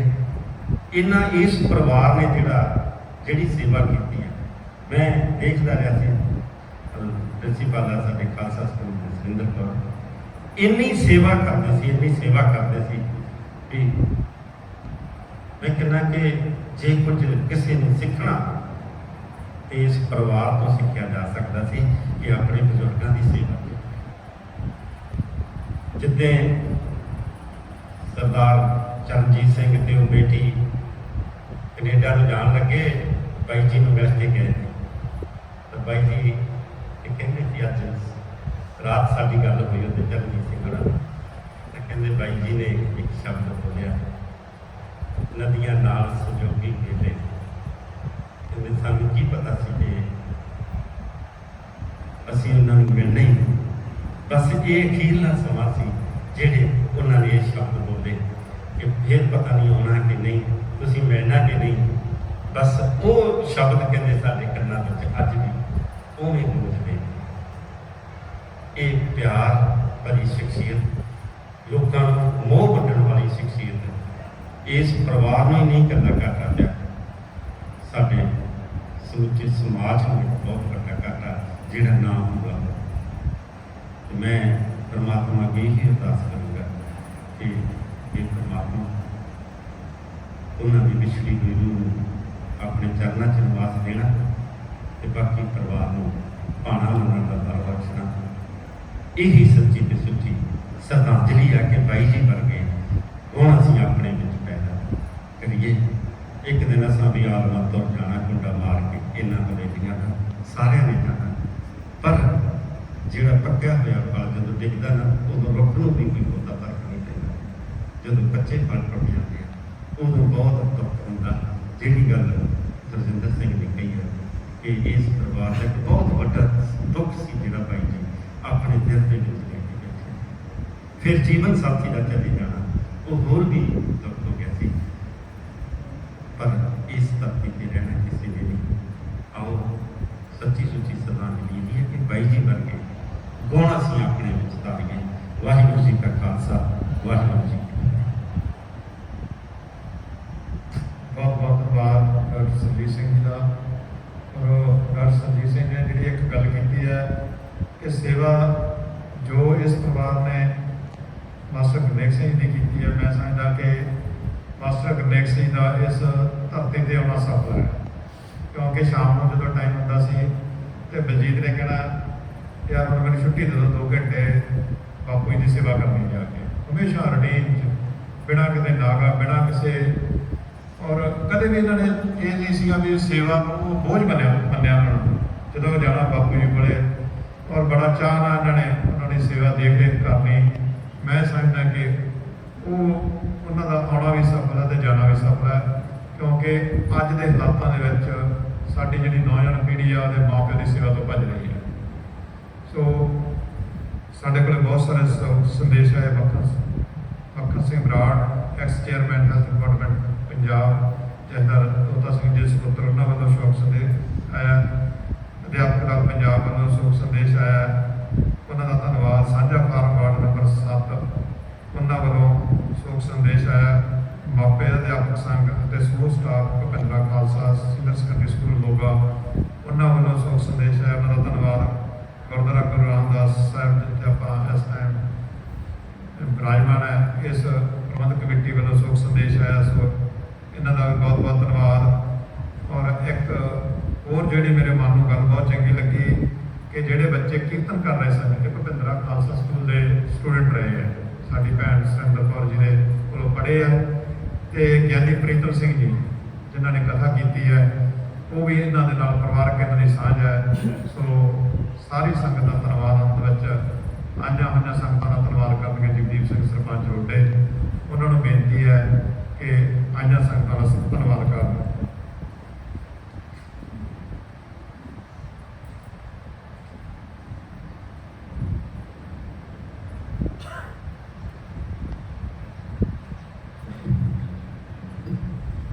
ਸ੍ਰੀ ਗੁਰੂ ਗ੍ਰੰਥ ਸਾਹਿਬ ਦੇ ਅੰਦਰ ਵਿੱਚ ਵਿਰਾਜਮਾਨ ਸਮੁੱਚੀ ਸਾਧ ਸੰਗਤ, ਵਾਹਿਗੁਰੂ ਜੀ ਕਾ ਖਾਲਸਾ, ਵਾਹਿਗੁਰੂ ਜੀ ਕੀ ਫਤਿਹ। ਅੱਜ ਸਮੁੱਚੀ ਮਨੁੱਖਤਾ ਵਿਸ਼ਵ ਦੇ ਵਿੱਚ ਖੌਫਜਦਾ ਹੈ ਤੇ ਅਸੀਂ ਅਜਿਹੇ ਸਮੇਂ ਦਾ ਸਾਹਮਣਾ ਕਰ ਰਹੇ ਹਾਂ ਜਿੱਥੇ ਅਸੀਂ ਖੁੱਲ੍ਹ ਕੇ ਇੱਕ ਦੂਸਰੇ ਨਾਲ ਦੁੱਖ ਸੁੱਖ ਵੀ ਨਹੀਂ ਵਧਾ ਸਕਦੇ। ਪਰ ਮੈਂ ਸਮਝਦਾ ਇਸ ਨੂੰ ਦੂਜੇ ਪਾਸੇ ਲਵਾ ਜਿਹੜੇ ਸ਼ਾਇਰ ਹੁੰਦੇ ਆ, ਕਵੀ ਹੁੰਦੇ ਆ, ਉਹਨਾਂ ਦੀ ਇਹ ਉਦਾਸ ਰੁੱਤ, ਇਹ ਬੇਤਰੀ ਰੁੱਤ, ਇਹ ਨਿਮਾਣੀ ਰੁੱਤ ਉਹਨਾਂ ਦੀ ਸਿਰਜਣਾ ਦਾ ਮੁੱਢ ਵੱਜਦੀ ਹੈ। ਉਹਨਾਂ ਨੂੰ ਇਹ ਰੁੱਤਾਂ ਪਿਆਰੀਆਂ ਲੱਗਦੀਆਂ। ਤੇ ਅੰਕਲ ਗੁਰਨੇਕ ਸਿੰਘ ਵੀ ਕਵੀ ਸੀ, ਸ਼ਾਇਰ ਸੀ, ਰਚਨਾ ਲਿਖਦੇ ਸੀ। ਸ਼ਾਇਦ ਉਹਨਾਂ ਨੂੰ ਇਹ ਰੁੱਤ ਸਭ ਤੋਂ ਮਨ ਭਾਉਂਦੀ ਲਈ ਲੱਗੀ ਤੇ ਉਹ ਇਸ ਉੱਤੇ ਸਾਨੂੰ ਸਭ ਨੂੰ ਅਲਵਿਦਾ ਕਹਿ ਕੇ ਚਲੇ ਗਏ। ਉਹ ਅਧਿਆਪਕ ਸੀ। ਅਧਿਆਪਕ ਹੋਣਾ ਛੋਟੀ ਮੋਟੀ ਗੱਲ ਨਹੀਂ। ਅੱਜ ਦੁੱਖ ਨਾਲ ਕਹੀਦਾ ਕਿ ਅਧਿਆਪਕਾਂ ਦੀ ਉਹ ਕਦਰ ਸਾਡੇ ਸਮਾਜ ਨੇ ਕਰਨੀ ਛੱਡਤੀ ਤੇ ਜਿਹਦਾ ਖਮਿਆਜਾ ਅਸੀਂ ਭੁਗਤਦੇ ਹਾਂ। ਅਧਿਆਪਕ ਹੋਣਾ ਬਹੁਤ ਵੱਡੀ ਗੱਲ ਹੈ ਤੇ ਅਧਿਆਪਕ ਦੇ ਨਾਲ ਨਾਲ ਕਿਸੇ ਵਿਅਕਤੀ ਦਾ ਸਾਹਿਤ ਪ੍ਰਤੀ ਰੁਚੀ ਰੱਖਣੀ, ਲਿਟਰੇਚਰ ਨਾਲ ਪਿਆਰ ਕਰਨਾ ਤੇ ਕਵੀ ਜਾਂ ਲਿਖਾਰੀ ਹੋਣਾ, ਇਹ ਬੱਚਿਆਂ ਲਈ ਐਡਵਾਂਟੇਜ ਹੈ। ਅਧਿਆਪਕ ਤਕਨੀਕੀ ਤੌਰ ਤੇ ਕਿਤਨਾ ਵੀ ਸਮਰੱਥ ਕਿਉਂ ਨਾ ਹੋਵੇ, ਕਿੰਨੀ ਵੀ ਤਕਨੀਕ ਉਹਨੂੰ ਨਾ ਆਉਂਦੀ ਹੋਵੇ, ਕਿੰਨੇ ਵੀ ਫਾਰਮੂਲੇ ਕਿਉਂ ਨਾ ਜਾਣਦਾ ਹੋਵੇ, ਜੇ ਉਹਦੇ ਵਿੱਚ ਸੰਵੇਦਨਾ ਨਹੀਂ ਹੈ, ਜੇ ਉਹਦਾ ਸੂਖਮ ਦਿਲ ਨਹੀਂ ਹੈ, ਜੇ ਨਰਮ ਦਿਲ ਨਹੀਂ ਹੈ, ਤਾਂ ਉਹ ਆਪਣੇ ਵਿਦਿਆਰਥੀਆਂ ਨਾਲ ਉਹਨਾਂ ਤਾਲਮੇਲ ਨਹੀਂ ਕਰ ਸਕਦਾ। ਸਾਨੂੰ ਜਦੋਂ ਅਸੀਂ ਪਿੱਛੇ ਦੇਖਦੇ ਹਾਂ, ਬਹੁਤ ਸਾਰੇ ਸਾਹਿਤ ਲਿਖਣ ਵਾਲੇ ਲੋਕ ਜਿਹੜੇ ਅਧਿਆਪਕ ਰਹੇ, ਉਹਨਾਂ ਦਾ ਨਿੱਜੀ ਜੀਵਨ ਜਿਸ ਤਰ੍ਹਾਂ ਦਾ ਵੀ ਰਿਹਾ ਹੋਵੇ, ਬੇਸ਼ੱਕ ਉਹਦੇ ਵਿੱਚ ਅਨੁਸ਼ਾਸਨ ਨਾ ਰਿਹਾ ਹੋਵੇ, ਪਰ ਉਹ ਵਿਦਿਆਰਥੀਆਂ ਲਈ ਉਹ ਬਹੁਮੁੱਲੇ ਰਹੇ ਹੈ। ਕਿਉਂਕਿ ਉਹ ਇੱਕ ਜਿਹੜੀ ਭਾਵਨਾਵਾਂ ਦੀ ਸਾਂਝ ਹੁੰਦੀ ਹੈ, ਉਹ ਤੋਂ ਬਿਨਾਂ ਤੁਸੀਂ ਕਿਸੇ ਨੂੰ ਮੋਟੀਵੇਟ ਨਹੀਂ ਕਰ ਸਕਦੇ। ਔਰ ਮੈਂ ਇਹ ਗੱਲ ਬੜੇ ਫਖਰ ਨਾਲ, ਮਾਣ ਨਾਲ ਕਹਿੰਦਾ ਕਿ ਅੰਕਲ ਹੋਣਾ ਨੇ ਉਹਨਾਂ ਵਿੱਚ ਇਹ ਸਾਰੀਆਂ ਖੂਬੀਆਂ ਸੀ ਤੇ ਇਹਨਾਂ ਸਾਰੀਆਂ ਖੂਬੀਆਂ ਕਰਕੇ ਉਹਨਾਂ ਨੇ ਆਪਣਾ ਜੀਵਨ ਹੈ ਜਿਹੜਾ ਬਹੁਤ ਅੱਛਾ ਤੇ ਵਧੀਆ ਬਤੀਤ ਕੀਤਾ। 85 ਸਾਲ ਉਮਰ ਭੋਗਣਾ ਕਹਿ ਦੇਣਾ ਸੌਖਾ ਹੈ। ਇਹ ਭਾਰਤ ਦੀ ਐਵਰੇਜ ਉਮਰ ਤੋਂ ਕਰੀਬ 15 ਸਾਲ, 14-15 ਸਾਲ ਵੱਧ ਹੈ। ਕੋਈ ਵੀ ਈਰਖਾਲੂ ਵਿਅਕਤੀ, ਗੁੱਸਾ ਕਰਨ ਵਾਲਾ ਵਿਅਕਤੀ ਤੇ ਗੱਲ ਤੇ ਵਿਗੜਨ ਵਾਲਾ ਵਿਅਕਤੀ ਇੰਨੀ ਉਮਰ ਨਹੀਂ ਭੋਗ ਸਕਦਾ। ਉਹਦੇ ਲਈ ਤੁਹਾਨੂੰ ਤੁਹਾਡੇ ਦਿਲ ਦਾ, ਤੁਹਾਡੇ ਮਨ ਦਾ ਨਿਮਰ ਹੋਣਾ ਔਰ ਤੁਹਾਡੇ ਵਿੱਚ ਸੂਖਮਤਾ ਹੋਣੀ ਉਹ ਬਹੁਤ ਜ਼ਰੂਰੀ ਹੈ। ਇਸੇ ਕਰਕੇ ਉਹਨਾਂ ਨੇ ਇਹ ਉਮਰ ਭੋਗੀ 85 ਸਾਲ ਦੀ। ਮੈਂ ਸਮਝਦਾ ਕਿ ਸਿਆਣੇ ਲੋਕ ਕਹਿੰਦੇ ਆ ਕਿ ਜਿਹੜਾ ਇੱਕ ਪਿਤਾ ਹੈ, ਇਹ father is more than 100 school masters. 100 ਅਧਿਆਪਕ ਤਾਂ ਵੀ ਬਹੁਤ ਹੁੰਦਾ ਹੈ ਇੱਕ ਪਿਤਾ, ਤੇ ਉਹ ਅਧਿਆਪਕ ਵੀ ਸੀ। ਉਹਦੀ ਅਸੀਂ ਸਿੱਖਿਆਵਾਂ ਜਿਹੜੀਆਂ ਉਹ ਇਹਨਾਂ ਦੇ ਪਰਿਵਾਰ 'ਚ ਅਸੀਂ ਦੇਖਦੇ ਪਹਿਲੀ ਵਾਰ ਬਲਜੀਤ ਨਾਲ ਵਾਹ 32 ਸਾਲ ਪਹਿਲਾਂ 1999 ਚ ਪਿਆ ਸੀ। ਅਸੀਂ ਇਹਨਾਂ 32 ਸਾਲਾਂ ਚ ਘੱਟ ਮਿਲ ਗਏ, ਵੱਧ ਮਿਲ ਗਏ, ਪਰ ਸਾਡਾ ਮੋਹ, ਸਾਡਾ ਪਿਆਰ, ਸਾਡਾ ਸਨੇਹ ਇੱਕ ਦੂਜੇ ਦੇ ਪਰਿਵਾਰਾਂ ਨਾਲ ਉਵੇਂ ਹੀ ਰਿਹਾ। ਮੈਂ ਸਮਝਦਾ ਕਿ ਇਹ ਅੰਕਲ ਹੋਣਾ ਨੇ ਜਿਹੜੀ ਆਪਣੇ ਬੱਚਿਆਂ ਦੀ ਤਰਬੀਅਤ ਕੀਤੀ ਹੈ, ਉਸ ਤਰਬੀਅਤ ਦੇ ਸਦਕਾ ਹੈ ਕਿ ਉਹਨਾਂ ਨੇ ਆਪਣੇ ਪਰਿਵਾਰ ਦੇ ਵਿੱਚ ਬਹੁਤ ਅੱਛੀ ਫਾਰਮਲ ਐਜੂਕੇਸ਼ਨ ਦਿੱਤੀ। ਰਵਾਇਤੀ, ਗੈਰ ਰਵਾਇਤੀ ਦੋਨੋਂ ਐਜੂਕੇਸ਼ਨ ਸਾਨੂੰ ਇਸ ਪਰਿਵਾਰ ਦੇ ਵਿੱਚ ਦੇਖਣ ਨੂੰ ਮਿਲਦੀਆਂ, ਜਿਹੜੀਆਂ ਸਮਾਜ ਲਈ ਅੱਛੀਆਂ। ਜਿਸ ਤਰ੍ਹਾਂ ਦਾ ਅਸੀਂ ਸਮਾਜ ਅੱਜ ਕੱਲ੍ਹ ਸਿਰਜ ਰਹੇ ਹਾਂ, ਉਦੋਂ ਇਸ ਤਰ੍ਹਾਂ ਦੇ ਪਰਿਵਾਰਾਂ ਦਾ ਹੋਣਾ ਸਮਾਜ ਵਿੱਚ, ਜਾਂ ਇਸ ਤਰ੍ਹਾਂ ਦੇ ਬਜ਼ੁਰਗਾਂ ਦਾ ਹੋਣਾ ਸਮਾਜ ਵਿੱਚ ਸਾਡੇ ਸਮਾਜ ਲਈ ਇੱਕ ਬਹੁਤ ਵੱਡਾ ਐਡਵਾਂਟੇਜ ਰਹਿੰਦਾ ਹੈ। ਤੇ ਉਹਨਾਂ ਦੇ ਜਾਣ ਦਾ ਜਿਹੜਾ ਘਾਟਾ ਹੈ, ਜਾਂ ਉਹਨਾਂ ਦੇ ਜਾਣ ਦਾ ਘਾਟਾ, ਉਹਦੀ ਤਲਾਫੀ ਨਹੀਂ ਕੀਤੀ ਜਾ ਸਕਦੀ। ਪਰ ਮੈਂ ਸਮਝਦਾ ਵੀ ਜੇ ਅਸੀਂ ਉਹਨਾਂ ਦੇ ਗੁਣਾਂ ਨੂੰ ਥੋੜ੍ਹਾ ਵੀ, ਬਹੁਤਾ ਵੀ ਅਸੀਂ ਅਪਣਾਵਾਂਗੇ ਆਪਣੀ ਜ਼ਿੰਦਗੀ 'ਚ, ਅਸੀਂ ਬਹੁਤ ਕੁਝ ਸਮਾਜ ਲਈ ਕਰ ਸਕਦੇ ਹਾਂ। ਬਜ਼ੁਰਗਾਂ ਦਾ ਜਾਣਾ, ਕਿਸੇ ਵੀ ਉਮਰ 'ਚ ਜਾਣਾ ਬਹੁਤ ਦੁਖਦਾਈ ਹੁੰਦਾ ਹੈ। ਪਿਤਾ ਇਹੋ ਜਿਹੀ ਚੀਜ਼ ਹੈ ਕਿ ਜਿਹੜਾ ਆਪਣੇ ਪੁੱਤਰਾਂ ਨੂੰ ਵਿਸ਼ੇਸ਼ ਤੌਰ 'ਤੇ ਬਹੁਤ ਸਟਰੋਂਗ ਬਣਾਉਂਦਾ। ਉਹਦੀ ਇੱਛਾ ਹੁੰਦੀ ਹੈ ਕਿ ਮੇਰਾ ਪੁੱਤਰ ਜਰਵਾਣਾ ਹੋਵੇ, ਜ਼ੋਰਦਾਰ ਹੋਵੇ, ਸੁਭਾਅ ਦਾ ਕੜਕ ਹੋਵੇ।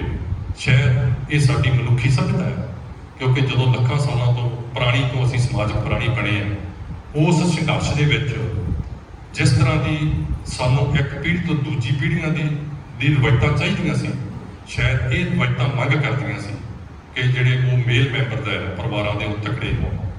ਤੇ ਮੈਂ ਸਮਝਦਾ ਉਹਨਾਂ 'ਚ ਦੋਨੇ ਗੁਣ ਸੀ। ਸਾਹਿਤਕਾਰ ਦੇ ਹੋਣ ਦੇ ਨਾਤੇ ਉਹਨਾਂ 'ਚ ਸੁਖਮਤਾ ਵੀ ਸੀ, ਉਹਨਾਂ ਦੇ ਪਰਿਵਾਰ 'ਚ ਸੁਖਮਤਾ ਵੀ ਭਰੀ, ਦਲੇਰੀ ਵੀ ਭਰੀ, ਹਿੰਮਤ ਵੀ ਭਰੀ। ਤੇ ਇਸੇ ਕਰਕੇ ਅੱਜ ਸਾਨੂੰ ਉਹਨਾਂ ਦੇ ਜਾਣ ਦਾ ਦੁੱਖ ਹੈ। ਅਸੀਂ ਬਜ਼ੁਰਗ ਜਦੋਂ ਜਾਂਦੇ ਨੇ, ਬਹੁਤ ਵੱਡਾ ਸਰਮਾਇਆ ਸਾਡੇ ਕੋਲੋਂ ਖੁੱਸ ਜਾਂਦਾ। ਉਹ ਇੱਕ ਜਿਉਂਦਾ ਜਾਗਦਾ ਇਤਿਹਾਸ ਹੁੰਦੇ ਆ, ਜਿਹੜੇ ਸਾਨੂੰ ਗੱਲਾਂ ਬਾਤਾਂ ਨਾਲ ਬਹੁਤ ਕੁਝ ਦੱਸ ਕੇ ਜਾਂਦੇ ਨੇ। ਬਹੁਤ ਸ਼ਬਦਾਵਲੀ, ਸ਼ਬਦਾਵਲੀ ਉਹਨਾਂ ਦੀ ਚਲੀ ਜਾਂਦੀ ਹੈ।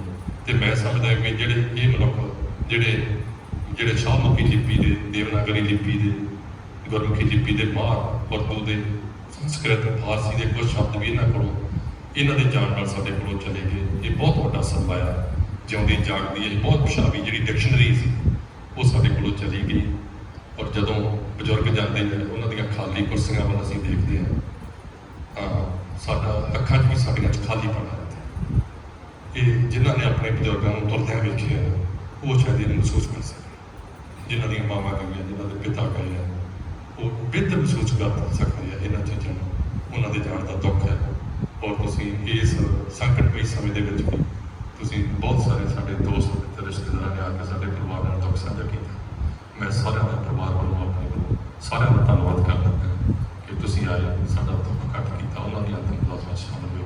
ਸਾਰਿਆਂ ਦਾ ਬਹੁਤ ਬਹੁਤ ਧੰਨਵਾਦ। ਵਾਹਿਗੁਰੂ ਜੀ ਕਾ ਖਾਲਸਾ, ਵਾਹਿਗੁਰੂ ਜੀ ਕੀ ਫਤਿਹ। ਬਹੁਤ ਬਹੁਤ ਧੰਨਵਾਦ ਸਰਦਾਰ ਜਗਦੀਪ ਸਿੰਘ ਸਰਪੰਚ ਰੋਡੇ ਦਾ। ਔਰ ਜਿਹੜੇ ਹਾਜ਼ਰੀ ਵਾਕ ਸੱਜਣ ਹੋਏ ਹੈ, ਜਿਨ੍ਹਾਂ ਨੂੰ ਸਮਾਂ ਨਹੀਂ ਦੇ ਸਕਿਆ, ਉਹਨਾਂ ਨੂੰ ਮਾਫੀ ਚਾਹੁੰਦਾ। ਮਾਸਟਰ ਬਲਦੇਵ ਸਿੰਘ ਜੀ MLA ਹਲਕਾ ਜੈਤੋ, ਜੋ ਕਿ ਮਾਸਟਰ ਬਲਦੇਵ ਸਿੰਘ ਦੇ ਸਟੂਡੈਂਟ ਵੀ ਰਹਿ ਚੁੱਕੇ ਹੈ, ਉਹ ਹਾਜ਼ਰੀ ਲਵਾ ਕੇ ਗਏ ਹੈ। ਇੰਦਰਜੀਤ ਸਿੰਘ ਤਲਵੰਡੀ ਭੰਗੀਗਾ, ਚੇਅਰਮੈਨ ਜ਼ਿਲ੍ਹਾ ਪ੍ਰੀਸ਼ਦ, ਸਰਪੰਚ ਡਾਕਟਰ ਗੁਰਮੀਤ ਸਿੰਘ ਜੀ ਮੱਦੋਕੇ, ਸਰਦਾਰ ਚਰਨਜੀਤ ਸਿੰਘ ਜੀ ਡਾਲਾ, ਡਾਕਟਰ ਕਰਮਜੀਤ ਕੌਰ ਬਲਾਕ ਸੰਮਤੀ ਮੈਂਬਰ, ਸਰਦਾਰ ਰਜਿੰਦਰ ਸਿੰਘ ਜੀ ਡੱਲਾ ਸੈਕਟਰੀ ਜਥੇਦਾਰ ਤੋਤਾ ਸਿੰਘ ਜੀ, ਸਰਦਾਰ ਗੁਰਜੰਟ ਸਿੰਘ ਜੀ PA ਜਥੇਦਾਰ ਤੋਤਾ ਸਿੰਘ ਜੀ, ਸਰਦਾਰ ਸੁਖਚੰਦ ਸਿੰਘ ਜੀ ਕਾਂਗੋ ਸਾਹਿਬ, ਮਾਸਟਰ ਜਸਵਿੰਦਰ ਸਿੰਘ ਜੀ, ਪ੍ਰਧਾਨ ਬਲਕੀਤ ਸਿੰਘ ਜੀ ਮਾਸਟਰ ਇਸ ਗਰੁੱਪ ਕਰਦੇ, ਉਹਨਾਂ ਤੋਂ ਵੀ ਮਾਫੀ ਚਾਹੁੰਦੇ ਹਾਂ। ਸੈਕਟਰੀ ਮਾਸਟਰ ਦਰਸ਼ਨ ਸਿੰਘ ਜੀ, ਉਹਨਾਂ ਤੋਂ ਮਾਫੀ ਚਾਹੁੰਦੇ ਹਾਂ। ਪ੍ਰਿੰਸੀਪਲ ਬਲਕੀਤ ਸਿੰਘ ਜੀ ਬੋਡੇ, ਪ੍ਰਿੰਸੀਪਲ ਰਜਿੰਦਰ ਸਿੰਘ ਜੀ ਡਾਲਾ, ਪ੍ਰਿੰਸੀਪਲ ਸੁਨੀਲ ਸਿੰਘ ਮਹਿਣਾ, ਸਰਦਾਰ ਕਮਲਜੀਤ ਸਿੰਘ ਮੈਨੇਜਰ ਗੁਰਦੁਆਰਾ ਟਾਲੀਅਨ ਸਾਹਿਬ ਰਾਏਕੋਟ, ਮਾਸਟਰ ਮਨਜੀਤ ਸਿੰਘ ਜੀ ਕੋਕਰੀ ਵਾਲਾ ਤੋਂ ਮਾਫੀ ਚਾਹੁੰਦੇ ਹਾਂ। ਜਸਪਾਲ ਸਿੰਘ ਜੀ ਮਾਲਾ, ਜਸਪਾਲ ਸਿੰਘ ਜੀ ਬੱਬੀ ਪੱਤਰਕਾਰ Ajit, Grover MC ward number 7, ਉਹਨਾਂ ਤੋਂ ਮਾਫੀ ਚਾਹੁੰਦੇ ਹਾਂ। ਨਵਦੀਪ ਸਿੰਘ ਜੀ ਸੰਘਾ ਹਾਇਰੀ ਲਵਾ ਕੇ ਗਏ ਆ। ਸੇਵਕ ਸਿੰਘ ਜੀ ਡਾਲਾ ਜੀ ਸਾਹਿਬ, ਉਹਨਾਂ ਤੋਂ ਮਾਫੀ ਚਾਹੁੰਦੇ ਹਾਂ। ਜੋਗਿੰਦਰ ਸਿੰਘ ਜੀ ਕੋਕਰੀ ਵਾਲੇ ਅਤੇ ਹੋਰ ਵੀ ਬਹੁਤ ਸਾਰੇ ਪਤਵੰਤੇ ਵੀਰ, ਜਿਨ੍ਹਾਂ ਦੇ ਮੈਂ ਨਾਂ ਨਹੀਂ ਲੈ ਸਕਿਆ, ਸਮੁੱਚੇ ਤੌਰ ਤੋਂ ਮਾਫੀ ਮੰਗਦਾ, ਫਤਿਹ ਬੁਲਾਉਣਾ। ਵਾਹਿਗੁਰੂ ਜੀ ਕਾ ਖਾਲਸਾ, ਵਾਹਿਗੁਰੂ ਜੀ ਕੀ ਫਤਿਹ। ਸੋ ਬੇਨਤੀ ਹੈ ਕਿ ਹੁਣ ਦੇਗ ਵਰਤੂਗੀ। ਦੇਗ ਤੋਂ ਉਪਰੰਤ ਗੁਰੂ ਘਰ ਰੁੱਖਾ ਵਿਸਾ ਲੰਗਰ ਪਰਿਵਾਰ ਵੱਲੋਂ ਤਿਆਰ ਕੀਤਾ ਗਿਆ ਜਿਨ੍ਹਾਂ ਵੀਰਾਂ ਨੇ ਨਹੀਂ ਛਕਿਆ ਜ਼ਰੂਰ ਛਕੇ ਜਾਣ। ਸੋ ਇੱਕ ਪਰਿਵਾਰ ਵੱਲੋਂ ਕੁਛ ਮਾਇਆ ਭੇਟ ਕੀਤੀ ਗਈ ਹੈ। ਗੁਰਦੁਆਰਾ ਗੁਰੂ ਰਾਮਦਾਸ ਉਹਨਾਂ ਦੇ ਪ੍ਰਬੰਧਕ ਕਮੇਟੀ ਨੂੰ ਬੇਨਤੀ ਹੈ ਕਿ ਉਹ ਮੇਰੇ ਤੋਂ ਆ ਕੇ ਇਹ ਸੇਵਾ ਲੈਣ, ਸੇਵਾ ਭਾਂਡਿਆਂ ਲਈ ਗੁਰਦੁਆਰਾ ਗੁਰੂ ਰਾਮਦਾਸ ਉਹਨਾਂ ਵਾਸਤੇ ਜੋ ਸਾਡੇ ਇਸੇ 9 ਨੰਬਰ ਵਾਰਡ ਦੇ ਵਿੱਚ ਪਾਰਕ ਬਣ ਰਿਹਾ ਹੈ, ਉਸ ਵੱਲੋਂ ਪਰਿਵਾਰ ਵੱਲੋਂ 21,000 ਰੁਪਇਆ ਉਸ ਪਾਰਕ ਨੂੰ ਦਿੱਤਾ ਜਾਂਦਾ ਹੈ। ਸੋ ਪਾਰਕ ਕਮੇਟੀ ਜੋ ਕਿ ਇਸ 9 ਨੰਬਰ ਦੀ ਵਾਰਡ ਦੀ ਕਮੇਟੀ ਉਹਨਾਂ ਵੱਲੋਂ ਮਾਸਟਰ ਬਲਜੀਤ ਸਿੰਘ ਜੀ ਦਾ ਸਮੁੱਚੇ ਪਰਿਵਾਰ ਦਾ ਧੰਨਵਾਦ ਕੀਤਾ ਜਾਂਦਾ ਹੈ। ਸੋ ਜਿੰਨੀਆਂ ਸੰਸਥਾ ਨੂੰ ਮਾਇਆ ਦਿੱਤੀ ਗਈ ਉਹਨਾਂ ਦੇ ਪ੍ਰਬੰਧਕਾਂ ਨੂੰ ਬੇਨਤੀ ਹੈ ਕਿ ਉਹ ਮਾਇਆ ਮੇਰੇ ਕੋਲ ਲੈ ਲੈਣ। ਸੋ ਇੱਥੇ ਹੀ ਸਮਾਪਤੀ ਹੈ। ਵਾਹਿਗੁਰੂ ਜੀ ਕਾ ਖਾਲਸਾ, ਵਾਹਿਗੁਰੂ ਜੀ ਕੀ ਫਤਿਹ।